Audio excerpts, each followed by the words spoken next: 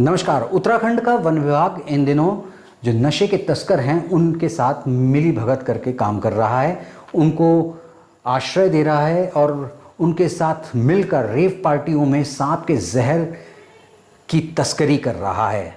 ये आरोप हमारे नहीं हैं, ये आरोप हैं भाजपा की वरिष्ठ नेता, पूर्व सांसद, 4 बार केंद्रीय मंत्री रही मेनका गांधी का, जो कि एक संस्था चलाती हैं पीपल्स फॉर एनिमल, जिनकी टीम ने वन विभाग के साथ मिलकर उत्तराखंड के हरिद्वार जिले के ज्वालापुर इलाके में एक वेनम सेंटर पर छापेमारी की।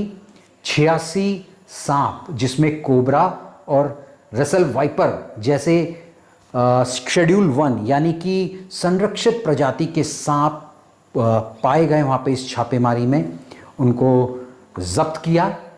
और ये आरोप लग रहा है कि वहाँ पर उस सेंटर से सांप के जहर की तस्करी रेव पार्टियों में नशे के लिए की जाती थी। और इस छापेमारी में जैसा कि मैंने आपको बताया कि 86 सांप निकले हैं और गैरकानूनी तरीके से ये सेंटर पिछले 1.5 साल से चल रहा था। वन विभाग आंखें मूंद कर सो रहा था, जबकि इस तरीके की कार्रवाइयां हुई, वन विभाग को ये मालूम था कि ये गैरकानूनी तरीके से चल रहा है। इसकी परमिशन अभी फ़िलहाल ख़त्म हो गई है, 1.5 साल से बिना परमिशन के वो चल रहा था। कई तरीके की अनियमितताएं वहाँ थी, लेकिन वन विभाग सोया पड़ा था। आपको बता दें कि वेनम सेंटर होता क्या है। एक वेनम सेंटर ऐसी जगह होती है जहाँ सांप का जहर, प्रयोगशाला सरीके की जगह होती है, जहाँ पे सांप का जहर निकाला जाता है। इस जहर को सरकार को बेचा जाता है ताकि दवाइयाँ बनाई जा सके, क्योंकि सांप के जहर की कुछ दवाइयाँ बनाई जाती हैं। लेकिन अगर इस सांप के जहर को, खासतौर पे कोबरा और रसल वाइपर जैसे सांप के जहर को ब्लैक मार्केट में बेचा जाए तो इसकी कीमत करोड़ों में होती है। करोड़ों में। रेव पार्टियों में इसके जहर का इस्तेमाल नशे के लिए किया जाता है।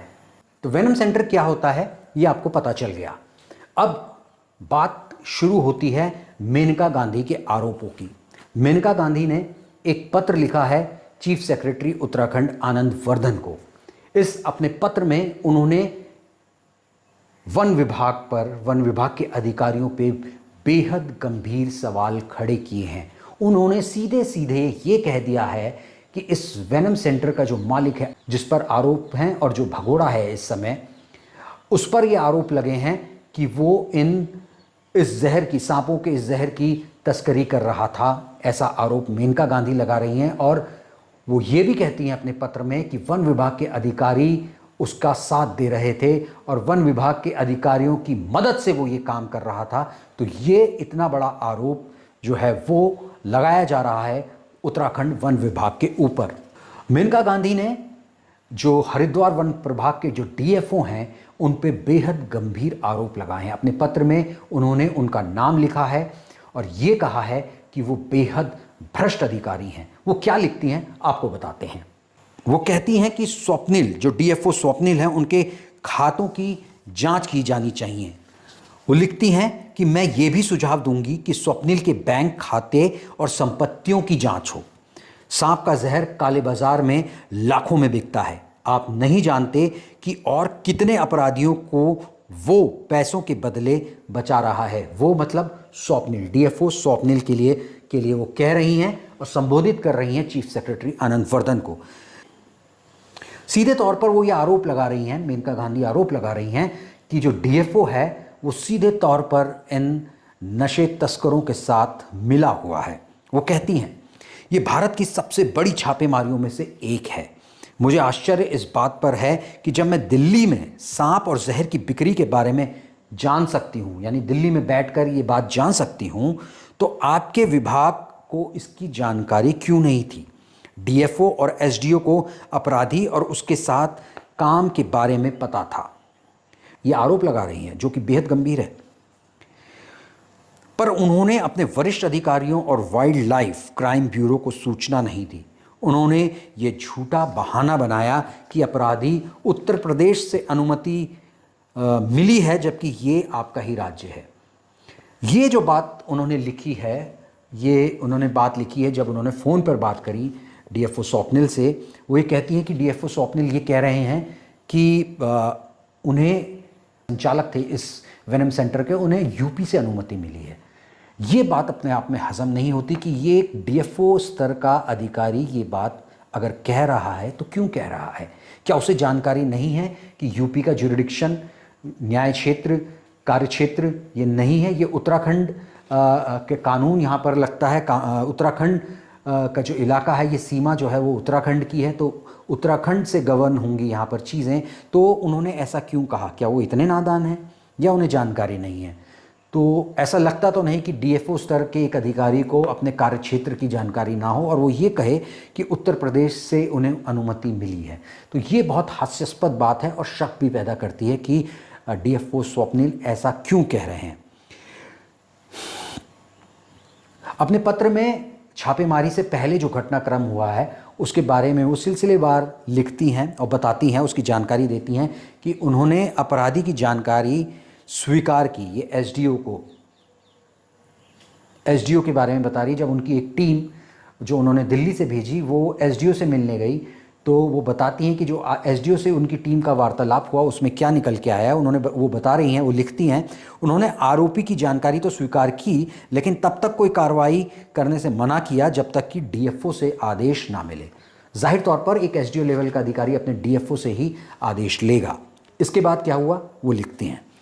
इसके बाद मैंने डीएफओ श्री स्वप्निल से बात की। उन्होंने भी कहा कि वह अपराधियों को जानते हैं लेकिन कोई कार्रवाई नहीं करेंगे क्योंकि उन्हें उत्तर प्रदेश से अनुमति मिली है। चूंकि यह असंभव है, ये मेनका गांधी लिख रही हैं अपने पत्र में, चूंकि यह असंभव है मैंने उनसे और प्रमाण मांगा लेकिन उन्होंने माना कि उनके पास कोई प्रमाण नहीं है। उन्होंने छापेमारी से इनकार कर दिया और कहा कि ये काम राजाजी नेशनल पार्क के निदेशक का है।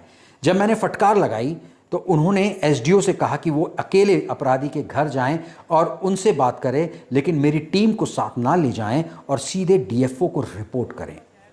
वो आगे गंभीर आरोप लगाते हुए लिखती हैं, वह रहने वाले व्यक्ति को या तो डीएफओ या एसडीओ ने पहले ही सूचना दे दी थी।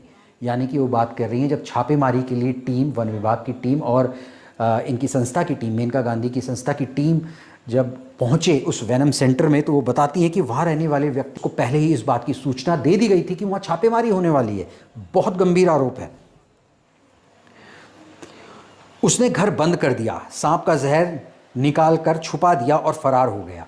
मुझे ज़रा भी शक नहीं कि ये सब डीएफओ ने ही किया है।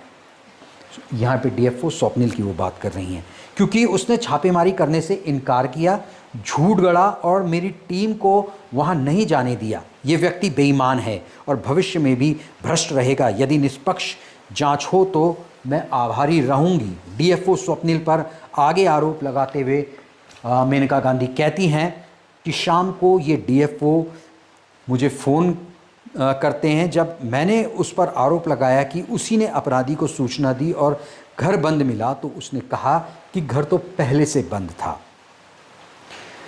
वो सवाल खड़ा करते हुए लिखती हैं, उसे यानी डीएफओ को ये कैसे पता था? क्या वो नियमित रूप से वहाँ जाता था उस सेंटर में, इसीलिए उन्हें पता था कि पहले से कि वो बंद है। फिर वो लिखती हैं कि गौरव गुप्ता जो कि उनकी टीम का एक सदस्य है, सुबह जांच के लिए वहाँ गए थे और घर खुला था तथा अंदर लोग मौजूद थे।